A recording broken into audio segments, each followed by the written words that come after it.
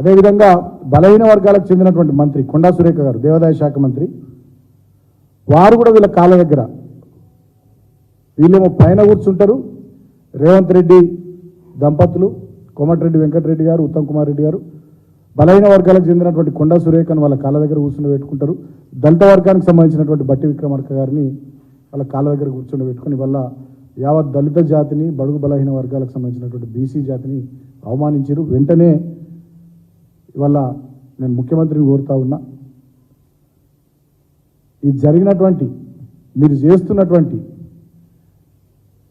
మీ ఆచరణ ఇదంతా కూడా ఇవాళ దళిత జాతి, అదేవిధంగా బహుజన జాతి, బడుగు బలైన వర్గాల ప్రజానికం గమనిస్తూ ఉన్నారు. సాక్షాత్తు దేవుని చెంతనే, దేవుని ముందరనే ఈ రకంగా మా దళితులకు బలహీన వర్గాలకు అవమానం జరిగితే, మా ఆత్మగౌరవం దెబ్బతింటే ఎక్కడికి పోయి చెప్పుకోవాలి, ఎవరికి చెప్పుకోవాలి? బట్టి విక్రమార్క గారు, వారి కుటుంబం మొదటి నుంచి కాంగ్రెస్ పార్టీ కుటుంబం. వారి అన్న మల్లు అనంతరాములు గారు ఉమ్మడి ఆంధ్రప్రదేశ్లో పిసిసి అధ్యక్షుడిగా పనిచేసింది. వాళ్ళ అన్న మల్లు రవి గారు ఎంపీగా పనిచేసినారు. ఢిల్లీలో ప్రభుత్వ ప్రత్యేక ప్రతినిధిగా పనిచేసినారు గతంలో. వీరు సిఎల్పి లీడర్గా పనిచేసినారు, పాదయాత్రలు చేసినారు. ఈయన మధ్యలో వచ్చినటువంటి కాంగ్రెస్ వాది కాదు, మొదటి నుంచి ఈ కుటుంబం అంతా కాంగ్రెస్ పార్టీ కుటుంబం. ఈ ఫోటోలో కనబడుతున్నటువంటి అందరికన్నా సీనియర్ నాయకుడు బట్టి విక్రమార్క గారు. ఈ ఫోటోలో కనబడుతున్నటువంటి వాళ్ళందరికన్నా సీనియర్ నాయకుడు బట్టి విక్రమార్క గారు. అలాంటి బట్టి విక్రమార్క గారిని ఇలా అవమానించడం అంటే డెఫినెట్గా ఇది కులం కోణంలోనే జరిగింది తప్ప ఇంకోటి కాదు. భారతదేశానికి స్వాతంత్రం 1947లో వచ్చింది, రాజ్యాంగం 1950లో వచ్చింది. 75 సంవత్సరాల స్వాతంత్ర భారతదేశ చరిత్రలో ఇంకా ఈ రకంగా ఈ నయా దేశ్ముఖ్ల పరిపాలనలో ఇంకా మా దళిత జాతి, బడుగు బలహీన వర్గాల జాతి ఈ రకంగా ఈ వర్గాలకు రిప్రజెంటేటివ్స్గా ప్రభుత్వంలో భాగస్వాములై ఉన్నోళ్ళు వీళ్ళేం సామాన్యులు గారు. ఈ దళిత బహుజన వర్గాలకు ప్రభుత్వంలో రిప్రజెంటేటివ్స్గా ప్రతినిధులుగా ఉన్నటువంటి వాళ్ళు, ప్రభుత్వాన్ని నడిపిస్తున్నటువంటి పెద్దల్లో వీరు కూడా భాగస్వామ్యులు.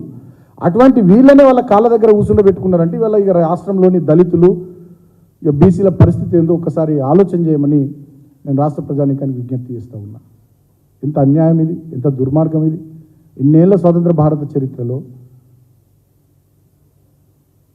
ఆత్మగౌరవం కోసం పోరాటం చేసి తెచ్చుకున్న ఈ తెలంగాణ రాష్ట్రంలో ఈ నయా దేశ్ముఖ్ల పరిపాలనలో దళిత జాతి, బలహీన వర్గాల జాతికి సంబంధించిన ప్రతినిధులు ప్రభుత్వంలో పెద్దలుగా భాగస్వామ్యం వహిస్తున్నటువంటి వాళ్ళు ఇవాళ వాళ్ళ ప్రభుత్వం రావడానికి బట్టి విక్రమార్క గారు ఎన్నో ప్రయత్నాలు చేసి వాళ్ళ పార్టీ అధికారంలోకి రావడానికి పోరాటాలు చేసిన, దశాబ్దాలుగా కష్టపడ్డారు. అటువంటి వ్యక్తిని కాళ్ళ దగ్గర కూర్చుండబెట్టుకోవడం యావత్ దళిత జాతిని, అదేవిధంగా బలహీన వర్గాల వారిని అవమానించినట్టుగానే మేము భావిస్తూ ఉన్నాం. ఖచ్చితంగా దీనికి తగిన రీతిలో దళిత సంఘాలు, బీసీ సంఘాలు అందరూ కూడా స్పందించాలి. ప్రజాస్వామ్యంలో ఉన్నటువంటి మౌలికమైనటువంటి సూత్రాల్ని అర్థం చేసుకున్నటువంటి ప్రతి ఒక్క మేధావి ఖచ్చితంగా దీని మీద స్పందించాలని చెప్పి సందర్భంగా నేను కోరుతా ఉన్నా. ఇంతకన్నా దుర్మార్గం ఇంకోటి ఉండదు. మనం చూస్తూ ఉన్నాం, ప్రభుత్వం వచ్చిన 3 నెలల నుంచి బట్టి విక్రమార్క గారి ఫోటో ప్రకటనల నుంచి మాయమైపోయింది. వారి ఫైనాన్స్ డిపార్ట్మెంట్, ఇప్పుడు వారి డిప్యూటీ సీఎం ఉండి ఫైనాన్స్ డిపార్ట్మెంట్, ఎనర్జీ డిపార్ట్మెంట్ 2 డిపార్ట్మెంట్లు చూస్తున్నారు. వారు ఉండరు, సీఎం రివ్యూ చేస్తారు, వారికి సంబంధం ఉండదు. ఫైనాన్స్ మినిస్టర్గా ఆయన రూపాయి రిలీజ్ చేయాలన్నా పాపం ఆయనకు అధికారం లేకుండా కత్తెర పెట్టేసారు ఎక్కడికక్కడ. చివరికి ఇవాళ దేవుని దగ్గర కూడా ఆయనను వీళ్ళ కాళ్ళ దగ్గర కూర్చుండబెట్టే పరిస్థితి వచ్చింది. అంటే ఏ రకంగా హ్యూమిలేట్ చేస్తూ ఉన్నారు, ఏ రకంగా అవమానపరుస్తూ ఉన్నారు, ఏ రకంగా అన్యాయం చేస్తూ ఉన్నారు, ఏ రకంగా ఆత్మగౌరవాన్ని దెబ్బతీస్తూ ఉన్నారు. అంటే ఇది కక్షతోని ఉద్దేశపూర్వకంగా ఈ రేవంత్ రెడ్డి అనేటటువంటి ముఖ్యమంత్రి చేసిన కార్యంగా నేను భావిస్తూ ఉన్నా. ఇదేదో అనుకోకుండా జరిగింది కాదు.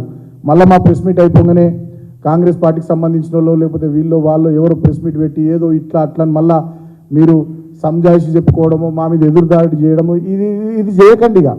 ఇది చూసింది ఇప్పుడు ప్రపంచమంతా, ఇది చూసింది ప్రపంచమంతా, ఈ వీడియోని చూసింది, ఈ ఫోటోని చూసింది, అన్నిటినీ సమాజం అంతా గమనిస్తూ ఉంది. మళ్ళీ మీరేదో దీన్ని కప్పిపుచ్చే ప్రయత్నాలు, మసిపూసి మారేడుకాయ చేసే ప్రయత్నాలు, మా మీద ఎదురుదాడి చేసే ప్రయత్నాలు చేయకండి. మీ కాళ్ళ దగ్గర మా దళిత బిడ్డను కూర్చుండబెట్టుకున్నారు, మీ కాళ్ళ దగ్గర మా బలైన వర్గాల బిడ్డను కూర్చుండబెట్టుకున్నారు.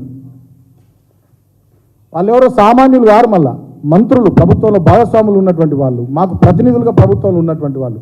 మీకన్నా ముందు నుంచి ఆ కుటుంబం దశాబ్దాలుగా కాంగ్రెస్ పార్టీలో పనిచేస్తున్నటువంటి కుటుంబం, చాలా సీనియర్లు పార్టీలో.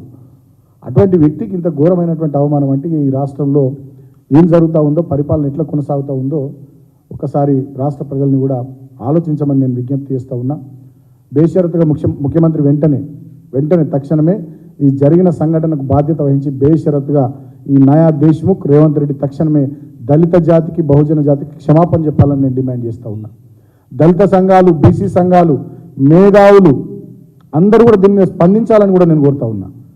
మా మీద ఇంతెత్తు అంతెత్తు లేచే దొరల పాలనని మొన్నటిదాకా విమర్శించిన వాళ్ళు ఈ నయా దేశ్ముఖ్ పాలనలో వాళ్ళ కాళ్ళ దగ్గర దళితులను, బీసీలను కూర్చుండబెట్టి మంత్రులను, సాక్షాత్తుగా ఉప ముఖ్యమంత్రులను, మంత్రులను వాళ్ళ కాళ్ళ దగ్గర కూర్చుండబెట్టుకుంటున్నటువంటి ఈ నయా దేశ్ముఖ్ పరిపాలన నిర్వాకాన్ని ఎండగట్టాలని చెప్పి మేధావులందరికీ కూడా నేను విజ్ఞప్తి చేస్తూ ఉన్నా. ఎన్నడూ ఇట్లా లేదు, ఇది ఒక కొత్త సాంప్రదాయం. అంటే 75 ఏళ్ల స్వాతంత్ర భారత చరిత్రలో ఎన్ని పోరాటాలు జరిగినా, ఎన్ని పెను మార్పులు చోటు చేసుకున్నా, ఇక ఈ నయా దేశ్ముఖ్ల రక్తంలో అది ఉంది కాబట్టి మీరు గట్లనే ఉండాలి, మీరు దళితులు అంటే గింతే, మీరు బీసీలు అంటే గింతే. ఆయన అన్నాడు కదా రేవంత్ రెడ్డి గతంలో ఒక కుల సంఘం మీటింగ్లో పాల్గొని, మేమే పరిపాలన చేయాలి, మేము పాలించేటోళ్ళమని మాట్లాడిండు రేవంత్ రెడ్డి గతంలో. మీరంతా ఎస్సీలు, బీసీలు పాలించేటోళ్ళం మేము దేశ్ముఖ్లము అని చెప్పి గతంలో మాట్లాడింది రేవంత్ రెడ్డి. ఇవాళ ఆచరణలు చూపిస్తూ ఉన్నాడు. మీదికి చూడనేమో ప్రభుత్వంలో భాగస్వామ్యాన్ని కల్పించినట్టు, డిప్యూటీ సీఎం ఇచ్చినట్టు, మంత్రులు ఇచ్చినట్టు, పెద్దపీట వేసినట్టు మీదికి చూడ. ఆచరణ కాడికి వచ్చేసరికి వాళ్ళ కాళ్ళ దగ్గర కూర్చుండబెట్టుకోవడం. అంటే ఆయన ఏదైతే గతంలో మాట్లాడిండో దాన్ని అంతా వాళ్ళ ఆచరణలు చూపిస్తూ ఉన్నాడు. ఆయన నైజం నేను గతంలోనే చెప్పిన, విష్ణూరు రామచంద్రారెడ్డి, ఎర్రపాడు ప్రతాప్ రెడ్డి, ఆ దేశ్ముఖ్ల కోవలోనే ఈ నయా దేశ్ముఖ్ రేవంత్ రెడ్డి ఆలోచన, ఆచరణ, ఆయన నైజం, ఆయన పద్ధతి, ఆయన వ్యక్తిత్వం, ఆయన వ్యవహార శైలి అన్నీ అలాగే ఉన్నాయి. వాటికి నిదర్శనమే ఇవాళ ఈ సంఘటన. ఇదేదో ఆషామాషిగా జరిగింది కాదు, అనుకోకుండా జరిగింది కాదు. నేను కాంగ్రెస్ పార్టీలో ఉన్నటువంటి దళితులు, బహుజనులు మిమ్మల్ని కూడా స్పందించాలని కోరుతా ఉన్నా. పార్టీలో ఉన్నటువంటి వాళ్ళని కూడా స్పందించాలని కోరుతా ఉన్నా. కాంగ్రెస్ హైకమాండ్ కూడా దీని మీద స్పందించాలి డెఫినెట్గా. కాంగ్రెస్ జాతీయ పార్టీకి అధ్యక్షుడిగా ఒక దళితుని పెట్టినామని చెప్పి మీరు చెప్పుకోవడం కాదు. మరి ఇక్కడ దళిత ఉప ముఖ్యమంత్రికి ఈ స్థాయిలో అవమానం జరుగుతూ ఉంటే, మీరు మీదికి కూడా బొమ్మల్లాగా మా వాళ్ళని పెట్టుకొని ఈ స్థాయిలో అవమానిస్తూ ఉంటే ఏందన్నట్టు ఇది? ఎటుపోతుంది సమాజం? ఈ టెక్నాలజీ యుగంలో, ప్రతి ఒక్కరి చేతిలో సెల్ ఫోన్ ఉన్నటువంటి ఈ యుగంలో, ప్రతి దళిత వర్గం ఇళ్లల్లో, బీసీ వర్గాల ఇళ్లలో చదువుకున్న పిల్లలు ఉన్నటువంటి ఈ రోజుల్లో మా వర్గాలకు సంబంధించినటువంటి మంత్రుల్ని ఈ స్థాయిలో అవమానించడం అంటే ఇది రాచరికపు ధోరణి తప్ప ఇంకోటి కాదు, అహంకారపూరిత వైఖరి తప్ప ఇంకోటి కాదు. నేను వెంటనే ముఖ్యమంత్రిని కోరుతా ఉన్నా, బేషరతుగా ఈ జరిగిన సంఘటనకు క్షమాపణ, దళిత జాతికి, బహుజన జాతికి క్షమాపణ చెప్పాలి.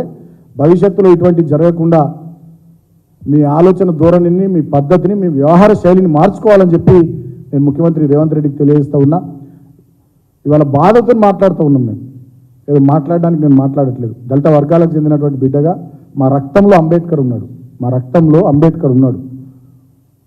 ఈ దేశం 75 సంవత్సరాల భారతదేశం ఇట్లా ఒక్కటిగా ఉండడానికి, ఇంత గొప్పగా ఎదగడానికి ఉత్పత్తి కులాల, శ్రామిక కులాల మా కష్టం ఉంది. అటువంటి మా కష్టజీవులు, శ్రమైక జీవనాన్ని కొనసాగించినటువంటి మా వర్గాలకు సంబంధించినటువంటి బిడ్డల్ని ప్రభుత్వంలో పెద్దలుగా చూసి, సరే పార్టీ ఏదైనా కావచ్చు, మా వాళ్ళు మంచి స్థానంలో ఉన్నారని సంతోషపడతాం ఈ వర్గాలకు సంబంధించినటువంటి బిడ్డలం. అటువంటిది మా వాళ్ళని ఇంత ఘోరంగా అవమానిస్తూ ఉంటే ఇది ఎట్టి పరిస్థితుల్లో మంచి సాంప్రదాయం కాదు. నేను కాంగ్రెస్ పార్టీలో ఉన్నటువంటి ఎస్సీబీసీ నాయకులకు విజ్ఞప్తి చేస్తూ ఉన్నా. అదేవిధంగా ప్రోగ్రెసివ్ థింకర్స్ కాంగ్రెస్ పార్టీలో ఉండేటోళ్ళు కానీ, బయట సమాజంలో ఉండేటటువంటి వాళ్ళు కానీ అందరినీ కూడా నేను వేడుకుంటున్నా, విజ్ఞప్తి చేస్తూ ఉన్నా.